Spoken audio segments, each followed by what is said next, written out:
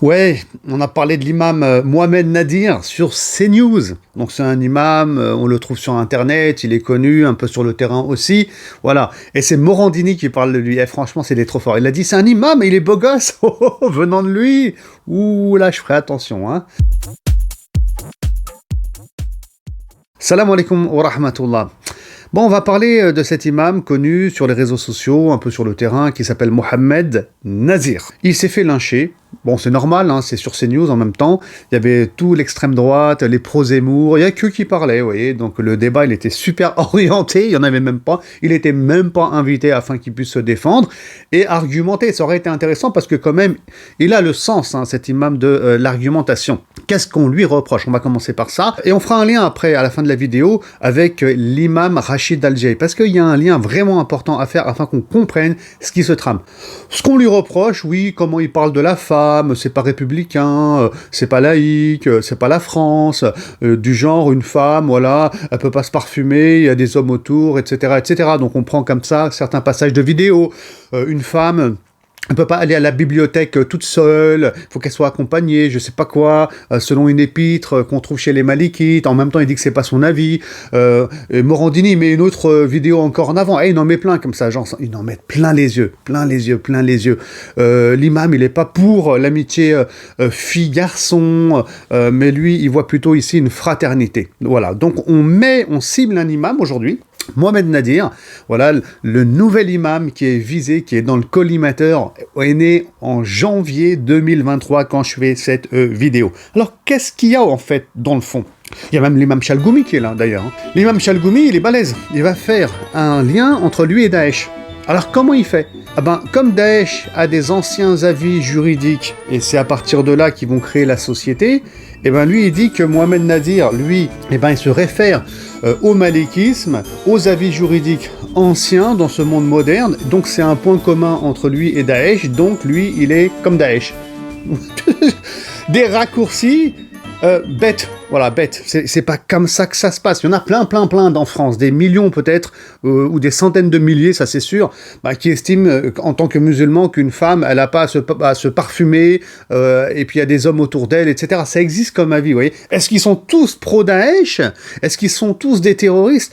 Et là, il faut arrêter, ça fait peur. Et c'est faux. Et puis on sait très bien que les terroristes de Daesh, c'était tous des gens qui sont perdus socialement, économiquement, ils n'ont pas toute leur tête. Donc c'est pas des gens qui étudient l'islam, c'est pas des gens qui allaient à la mosquée. Donc le profil, il est différent. Donc déjà là, il y a une arnaque. Mais bon, qu'est-ce qu'on reproche finalement à cet imam? Et qu'est-ce qu'on reproche de manière plus globale? C'est ça qui est important en France aux imams. C'est le droit musulman. Vous voyez, le fait qu'ils reviennent au malikisme, essentiellement en France, hein, on est malikite surtout en France.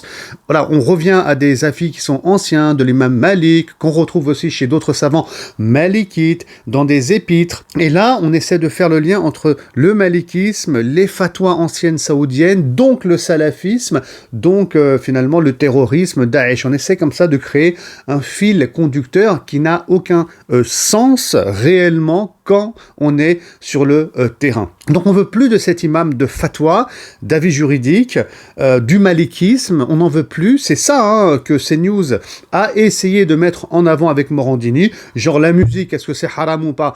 Oh là là, c'est très grave. Oh là là, la République est en danger. Bon, c'est un avis, la musique, que c'est illicite, qu'on va retrouver chez des savants, qui est suivi par certains.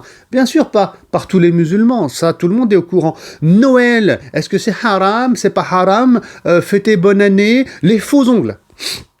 Les faux ongles, est-ce que c'est illicite, pas illicite? C'est tout ça, c'est cet islam-là qui est visé aujourd'hui, et même jusqu'aux bonbons et aux chips, est-ce que c'est illicite ou pas? Alors, franchement, on est en France, on est dans un pays laïque, et chacun, il est libre de penser ce qu'il veut, en fait. Ça c'est très important. C'est ça la force de la France. C'est ça la force de la France, de cette laïcité. Tu penses ce que tu veux, du moment que tu ne contrains pas les autres à suivre ta doctrine. Et d'ailleurs, est-ce qu'on va chez les Juifs les embêter? Parce que moi, je suis allé sur Torah Box. Oh, Torah Box, je crois que Mohamed Nadir, les autres, ils sont rien devant, quoi, je veux dire, hein, en termes de fatwa, d'avis juridique. Torah Box, c'est chaud. Alors, je suis allé voir, je vais vous donner quelques exemples. Question posée par un internaute. Pourquoi est-il interdit aux hommes de regarder les yeux des femmes? Et on a le Rav Gabriel Dayan qui va répondre à la question. Hein, c'est interdit, bien sûr. Pourquoi? Voilà. Mieux que ça, est-il permis de partir en vacances avec mon fiancé au ski avec une copine et son fiancé et on ne dort pas ensemble? Bien sûr que c'est interdit, vous voyez. Donc il m'a expliqué ça. Et là, c'est rien en fait. Il y a d'autres questions, comme par exemple, fille-garçon, pourquoi ne pas se parler? Vous voyez. Donc ils n'ont pas à se parler, les filles et les garçons, c'est interdit aussi. Et relation fille-garçon, abomination, point d'interrogation. Bien sûr que c'est une abomination, comme eux le mentionnent. Alors, là pourquoi CNews, Morandini se taisent. Ils se taisent, tels des lâches. Pas un mot. Et c'est ça qui est problématique, en fait. Ça c'est rien, ils en ont d'autres des avis juridiques. Ces juifs-là, chez Torah Box, moi, est-ce que ça me pose un problème? Franchement, pas du tout. Et franchement, ils font ce qu'ils veulent. Ils sont libres. C'est leur religion. Ils pensent ce qu'ils veulent. Et chez eux aussi, il y a des divergences et des débats. C'est pas un problème. Ça ne nuit à personne. Voilà. Et moi, les juifs, voilà, ils font ce qu'ils veulent. Ils disent ce qu'ils veulent. C'est intracommunautaire. Et on n'a pas à se... C'est ça, la laïcité est censée les protéger, vous voyez. Bon, elle les protège, je pense, en tout cas j'imagine. Et elle devrait protéger aussi les musulmans qui sont dans le malikisme ou qui traitent, on va dire, les questions contemporaines, voilà, qui sont pas, à mon sens en tout cas, fondamentalement importantes, sous le regard du droit musulman. Tout le monde devrait être protégé, donc, par la laïcité. Donc c'est pas un problème tout ça, moi j'aimerais qu'on le comprenne. En fait on est en train de créer un problème, c'est ça le truc. Et pourquoi on crée un problème? Là on est dans de la politique. Et c'est ça l'islam politique. L'islam politique, c'est tous ces gens-là, purée, ils profitent de l'islam pour faire de la politique, pour surfer dessus. Franchement, parlez-nous de l'inflation. On a faim. Nous, peuple de France, on a faim, franchement. Et dans l'émission de Morandini, il y en a, ils ont reparlé d'Avignon. Ouais, à Avignon, ils ont invité des imams, l'imam Mehdi de Islam Mag, l'imam Ismail de Marseille, et Nader Abou Hanès. Et il y a une grande fierté, voilà, on a mis fin à ce rassemblement de séparatistes. Ah, le mot est lâché, le mot séparatiste, vous voyez. À partir de ce levier-là, franchement, tu peux faire ce que tu veux et embêter n'importe qui. Je veux dire, avec le mot séparatiste, il y en a un, t'es pas d'accord avec lui, tu lui balances séparatiste et tu lui fais la fête. Non, c'est n'importe quoi, franchement. Franchement, c'est ça le problème de la loi séparatiste d'ailleurs. Faut bien qu'elle soit ficelée, mais elle est trop politisée. Alors par contre, chapeau au préfet. Parce que le préfet, il n'a pas annulé. Il a dit, liberté d'expression. Il a raison, le préfet. Liberté d'expression, les gars, c'est pas des terroristes. Ils vont dire ce qu'ils ont à dire, vont parler d'islam. La liberté d'expression, Charlie Hebdo, ils insultent au matin, midi, soir les gens. Franchement, il y a personne qui leur dit rien. Là, t'as des religieux, ils veulent parler de leur religion, avec leurs pensées, avec leur avis juridique. Tant qu'il n'y a pas de danger sur le sol national, aucun danger. Franchement, il n'y en a pas avec eux. C'est clair et évident. Et il est où le problème? Donc, aujourd'hui, moi, je pense très sincèrement que certains médias, jamais généralisé bien sûr, certains médias sont en train de créer des cibles. Vous voyez, ça c'est le méchant imam, l'imam à abattre, celui dont on ne veut pas en France. On le cible, on parle à sa place, on lui demande pas son avis, on crée des amalgames avec Daesh et le terrorisme, et c'est grave, c'est grave. Et c'est ce qui s'est passé finalement avec Rachid Al-Jay il y a plusieurs années en arrière, jusqu'au jour où il y a un fou furieux. D'ailleurs, on n'en a pas beaucoup parlé à la télévision. Il est venu à Brest et il a tiré sur l'imam.